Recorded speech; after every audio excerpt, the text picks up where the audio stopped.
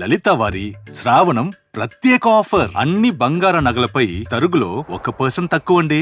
Diamond జ్యువెలరీకి carrot కు 5,000 తక్కువండి. ఇతర షోరూంల ఆఫర్లతో పోల్చి చూడండి. నగలు అలాగే కొనాలండి.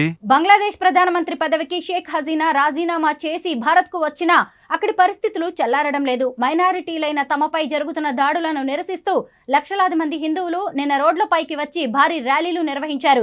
రాజధాని ఢాకా, రెండవ ప్రధాన నగరమైన చిట్టగాంగ్లో భారీ నిరసనలు, ప్రదర్శనలు చేపట్టారు. ఈ ర్యాలీల్లో సుమారు 7 లక్షల మంది హిందువులు పాల్గొన్నారంటూ కథనాలు వెలువడుతున్నాయి. మైనారిటీలను వేధించిన వారిపై దర్యాప్తును వేగవంతం చేయాలని హిందువులు డిమాండ్ చేశారు. మైనారిటీలకు 10% పార్లమెంటు స్థానాలు కేటాయించాలని, మైనారిటీ రక్షణ చట్టాన్ని అమలు చేయాలని నినాదాలు చేశారు.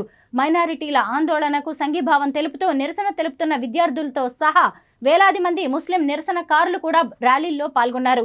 ఈ భారీ ర్యాలీతో ఢాకా నగరంలో 3 గంటల పాటు ట్రాఫిక్ స్తంభించిపోయింది. కాగా అమెరికా, యూకేలలో కూడా ఇలాంటి నిరసనలు జరిగాయి. షేక్ హసీనా రాజీనామా చేయాలంటూ దేశవ్యాప్తంగా హింసాత్మక ఆందోళనలు జరిగిన విషయం తెలిసిందే.